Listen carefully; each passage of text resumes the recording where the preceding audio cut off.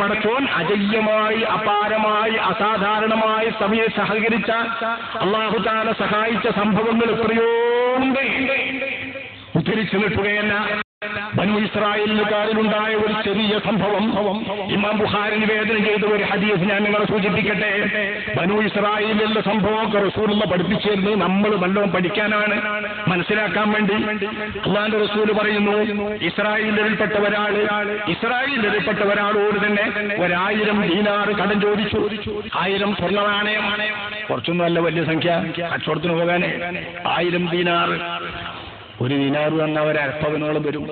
1000 ദീനാറ് തന്നാൽ ഒരു 500 പവനോളം വരും. ഒരു 400 ചില്ലാനും പവൻ ഏതായാലും വരും. അത്രയും പവൻ വരുന്ന സ്വർണം ഇയാൾ സ്വന്തക്കാരനോട് കടം ചോദിച്ചു. അയാൾ പറഞ്ഞു, ഞാൻ തന്നു എന്നുള്ളതിനെന്താ രേഖ? സാക്ഷികളെ കൊണ്ടുപോവാ. ഇസ്ലാമിലെ ബലം ഇതാ.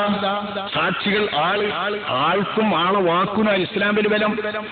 നമുക്ക് ആളും ബലല്ല, ആളെ വാക്കും ബലല്ല. നമുക്ക് കടലാസിന്റെ നോട്ടിന്റെ കുറിച്ച് നോക്കി 50 റുപ്യേന്റെ മുദ്ര പേപ്പർ, 10 റുപ്യേന്റെ മുദ്ര പേപ്പർ മുതൽ 50 റുപ്യേന്റെ മുദ്ര, 100 റുപ്യേന്റെ മുദ്ര നമുക്ക് ബലം. നമ്മളെ സമൂഹത്തിന്റെ കണക്കാ. കടലാസിലുള്ള സമൂഹം. ഏറ്റിലെ പശു പുല്ല് തിന്നാറില്ലാറ് പണ്ട് പറയാറുണ്ട്. ഏറ്റിൽ താ നമ്മളതൊക്കെ എല്ലാ ഏട്ടില്, ഇൽമേട്ടില്, ദീനേട്ടില്, നിസ്കാരേട്ടില്, കടം ഏട്ടില്, തൊലാക്ക് ഏട്ടില്, എല്ലോ ഏട്ടില്, വാക്കിലൊന്നുമില്ല. അങ്ങനെയല്ല പണ്ടത്തെ സമൂഹം. സാക്ഷികളെ കൊണ്ടുവാ. നിനക്ക് തന്നു ഞാൻ കടം എന്ന് വേണ്ട സമയത്ത് പറയേണ്ടി വരുന്ന സാക്ഷികളില്ലാതെ ഞാനെങ്ങനെ നൽകും? അദ്ദേഹം പറഞ്ഞു, കഫാ ബില്ലാഹി ഷഹീദ. അല്ലാഹുവിന്റെ സാക്ഷി, അല്ലാഹ് പോരെ, അല്ലാഹുവിന്റെ സാക്ഷി. എന്നാ പോട്ടെ, ആവശ്യം വരുമ്പോ നിന്നിൽ നിന്ന് ഈടാക്കാൻ പറ്റിയില്ലെങ്കിൽ മറ്റൊരാളിൽ നിന്ന് ഈടാക്കാൻ പറ്റുന്ന ജാമ്യക്കാരനെ കൊണ്ടുപോവാ. ജാമ്യക്കാരനെ കൊണ്ടുപോവാ. കഫാ ബില്ലാഹി വക്കീല. പടച്ചോനില്ലേ വല്ല ജാമ്യക്കാരനായി കടം ചോദിച്ചാള്. അള്ളാനെ പറഞ്ഞിട്ട് ഇയാൾ പഠിച്ചു, നീ സത്യസന്ധനാന്ന് പറഞ്ഞ് ഇയാൾക്ക് കൊടുത്തു. ഇയാൾക്ക് 1000 ദീനാറുമായി പോയി. ഇയാൾ കടല് കടന്ന് അക്കരക്കാ പോയത് കച്ചവടം ചെയ്യാൻ. ഇമാം ബുഖാരി നിവേദനം ചെയ്യുന്ന ഹദീസാണ്. സനദ് സഹിതം ഇമാം നസായി നിവേദനം ചെയ്തിട്ടുണ്ട്. ഇമാം ബുഖാരി തന്റെ സ്വഹീഹിൽ റിപ്പോർട്ട് ചെയ്ത സംഭവം. ബനൂ ഇസ്രായേലിൽ ഇദ്ദേഹം കടല് കടന്നു പോയി. നിശ്ചിത അവധി പറഞ്ഞ് മേടിച്ചിരുന്ന ആ കടത്തിന്റെ തീയതി നോക്കുമ്പോ ഇയാൾക്ക് കടം വാങ്ങിയതായ ആളുടെ അടുത്തേക്ക് വരാൻ കപ്പലില്ലാതെ വിഷമിച്ചു. ഒരുപാട് അന്വേഷിച്ചു, ആരും പോരുന്നില്ല. കടത്തിന്റെ നിശ്ചിത തീയതി നോക്കി. അള്ളാനെ സാക്ഷി പറഞ്ഞതാണ്, അള്ളാനെ ജാമ്യക്കാരനാക്കിയതാണ്, അള്ളാനെ കൊണ്ട് കളിച്ച കടമാണ്. ഈ കടം നിശ്ചിത തീയതിക്ക് മേടിച്ചില്ലെങ്കിൽ അള്ളാനെ മാത്രം ലാക്കാക്കി അള്ളാനെ പറഞ്ഞപ്പോൾ വിശ്വസിച്ച് തന്നെ ഏൽപ്പിച്ച കടക്കാരനെ വഞ്ചിച്ചതാകില്ലേ എന്ന് കരുതിയിട്ട് അദ്ദേഹം അള്ളാഹുവിലേക്ക് കയ്യുയർത്തി തന്നെ ഒരു മാർഗം സ്വീകരിച്ചു.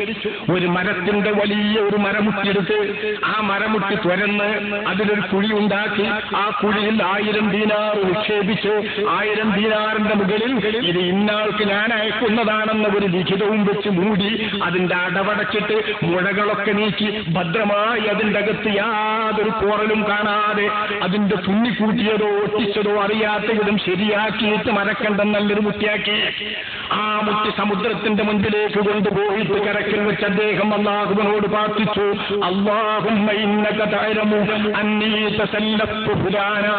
പടച്ചോനെ, നിനക്കറിയുമല്ലോ ഞാൻ ഇന്ന മനുഷ്യനോട് കടം ചോദിച്ചു.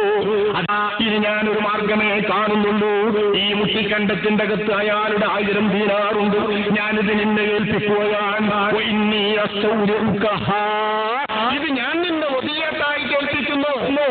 അദ്ദേഹം നിന്നെ കണ്ടു തന്നത് നിന്നെ ഏൽപ്പിക്കുന്നു. ഞാൻ നിനക്ക് അങ്ങേക്കാം. ഞാൻ അതിൽ വഞ്ചന നടത്തിയിട്ടില്ല. അദ്ദേഹത്തിന്റെ കടത്തിന്റെ അവധി ഇന്ന നാട്ടിൽ തീയതി വരെ ഉള്ളൂ. അതിനപ്പുറം ഒരു നാൾ അയാളുടെ ദീനാറെടുത്ത് ചെലവഴിക്കാൻ എനിക്ക് സമ്മതമില്ല. ഇന്ന തീയതിക്ക് കൊടുക്കാമെന്ന് പറഞ്ഞ കടത്തിന്റെ നില ഇതാണെന്ന് ഓർക്കണം സഹോദരന്മാരെ.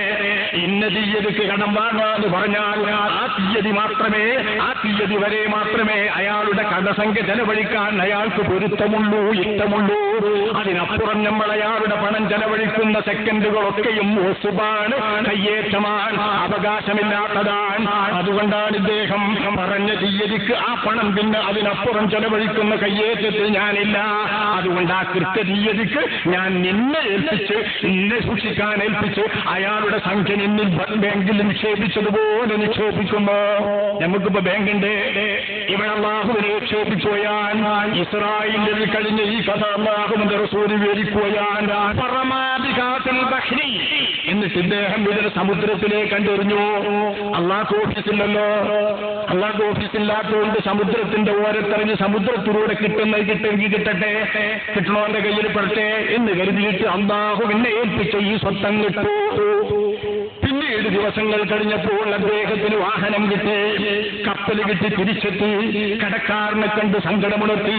നിത്യ തീയതിക്ക് വരാൻ വേണ്ടി നോക്കുമ്പോ എനിക്ക് യാതൊരു മാർഗവും ഉണ്ടായിരുന്നില്ല, കപ്പൽ കിട്ടിയില്ല, മറ്റൊരു മാർഗവും ഉണ്ടായില്ല, അതുകൊണ്ട് ക്ഷമിക്കണം, പൊറുക്കണം എന്നൊക്കെ പറഞ്ഞു എതിർ പറഞ്ഞപ്പോൾ കടക്കാരൻ ചോദിക്കുന്നു, നിങ്ങൾ എനിക്കൊരു എഴുത്തയച്ചിരുന്നോ? നിങ്ങൾ ആ സംഖ്യ എനിക്ക് അയച്ചിരുന്നോ? ഇദ്ദേഹം പറഞ്ഞു, എനിക്കെങ്ങനെ അയക്കുന്നു, എനിക്ക് തോന്നില്ല, കപ്പലില്ല, ഞാൻ ഇത്രയും ദിവസങ്ങൾ കുടുങ്ങി. ഞാൻ പറഞ്ഞില്ലേ, ഒരാളെയും അയക്കാൻ കിട്ടിയില്ല, ഒരാളെടുത്തും കൊടുത്തേക്കാൻ കിട്ടിയില്ല, എനിക്ക് വരാനും പറ്റിയില്ല. എന്നാൽ നിങ്ങളുടെ സംഖ്യയും നിങ്ങളുടെ എഴുത്തും ഇതാ, എനിക്കിത് കിട്ടിയിരിക്കുന്നു. ഞാൻ സമുദ്രത്തിൽ നിന്നും ഒരു മരം വെട്ടി ഒന്നിച്ചൊരു മരക്കൊള്ളി എന്റെ അടുത്തേക്ക് വന്നപ്പോ വിറകിന് പറ്റുള്ളൂ എന്നെഴുതിയിട്ട് നല്ലൊരു മുട്ടി പിടിച്ചതാണ്. ആ മുട്ടി എന്റെ വീടിന്റെ അടുത്ത് കൊണ്ടുപോകുമ്പോ വിറകാക്കാൻ വേണ്ടി എന്റെ വീടരത് മുറിച്ചു നോക്കുമ്പോൾ അതിനുണ്ട് 1000 ദീനാർ. ആ 1000 ദീനാറിനോടൊപ്പം തന്നെ ഈ 1000 ദീനാർ പടച്ചോനെ ഒതിയാത്താക്കിയിട്ട് ഏൽപ്പിച്ചിരിക്കുന്നത് ലിഖിതവും ഇന്നയാൾക്കുള്ളതാണ് ഈ സംഖ്യ എന്നുള്ള വിവരവും എനിക്ക് കിട്ടി. പടച്ചോൻ അതെന്റെ അടുത്ത് എത്തിച്ചിരിക്കുന്നു നിങ്ങളുടെ സംഖ്യ എന്ന്. ആ ഇസ്രായേലിൽപ്പെട്ട കടക്കാരനോട് കടം കൊടുത്തയാൾ പറഞ്ഞു വന്ന് ശഫീഉനാ റസൂലുള്ളാഹി. നമ്മുടെ നാട്ടിൽ നിഷേധികൾക്ക് ദഹിക്കൂല. മുട്ടിക്കണ്ടം ഏതോ സമുദ്രത്തിന്റെ അക്കരെ എറിയുക, അത് ഉദ്ദേശിച്ച ലക്ഷ്യത്തിൽ തന്നെ കിട്ടുക. മൂസാ നബി അലൈഹിസ്സലാമിനെ പെട്ടിയിലാക്കിയിട്ട് ഫറോവയുടെ കൊട്ടാരത്തിൽ വളർത്താൻ വേണ്ടി ഉദ്ദേശിച്ച തമ്പുരാൻ ഫറോവയുടെ ഭാര്യയെ കൊണ്ട് വളർത്താൻ വേണ്ടിയിട്ട് പെട്ടിയിലിട്ട കുട്ടിയെ അതേ കൊട്ടാരത്തിൽ എത്തിച്ചു പൊറ്റിച്ച തമ്പുരാൻ ബനൂ ഇസ്രായേലിൽപ്പെട്ട ഈ ഉത്തമർനെ അദ്ദേഹത്തിന്റെ അടുത്തേക്ക് അധമർണന്റെ കത്തെത്തിക്കുവാനും കടത്തിന്റെ സംഖ്യ എത്തിക്കുവാനും അല്ലാഹുവിന് അസാധാരണ മാർഗം സ്വീകരിച്ചിരിക്കുന്നു. ഇതൊക്കെ കടം വീട്ടണോ എന്ന് കരുതിയെടുത്ത് നടക്കുന്ന അനുഭവങ്ങളാണ്, അസാധാരണമായ സ്ഥിതികളാണ്. ഈ രീതിയിലുള്ള കടം വീട്ടലുകളും കടം വാങ്ങിയ ആളുകളും കാലത്തുണ്ട്.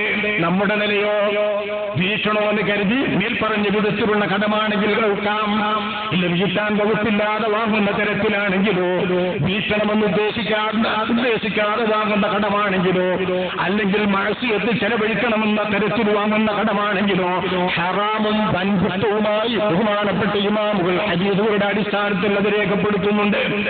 ഇത് മനസ്സിലാക്കിയാൽ കടക്കെണികളിൽ പെടുന്ന മനുഷ്യ ഒരു വിധം കടം വാങ്ങാതെ രക്ഷപ്പെടാം.